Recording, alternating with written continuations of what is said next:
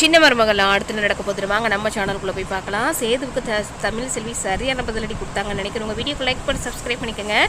நம்ம சேது வந்துட்டு ரொம்ப அவருக்கு ஜெயிச்சிடணும்னு கெத்த காமிச்சிட்டு இருக்கும்போது நம்ம தமிழ் செல்வி சரியான பதிலடி கொடுக்குறாங்க. நான் ஒன்றும் யாரோட அப்பாவோட தயவுலையும் வந்து ஜெயிக்கலை, இல்லை அமைச்சரோட மருமகனும் நான் சொல்லிக்கல. என்னோட எனக்கு இவ்வளோ மக்கள் வந்து என்னையும் நம்பியிருக்காங்க அப்படின்ற போது பெருமையாக இருக்குது. கண்டிப்பாக நான் அடுத்த தடவை செய்ப்பேன். இவ்வளோ தூரத்தில் நான் ஓட்டு வாங்கினது வின் பண்ணதே ரொம்ப எனக்கு சந்தோஷமாக இருக்குது அப்படின்ற மாதிரி சொல்கிறாங்க. இதை கேட்ட சேதுக்கு செம்ம காண்டாகுது. இதுக்கிடையில் நீங்கள் என்ன சொன்னீங்க, எனக்கு 5000 ஓட்டுக்கு முன்னால் தான் உங்களுக்கு செய்ப்பா அப்படின்றீங்கல்ல, வெறும் 400 ஓட்டு தானே நீங்கள் ஜெயிச்சிருக்கீங்க அப்படின்ற மாதிரி சொல்கிறாங்க.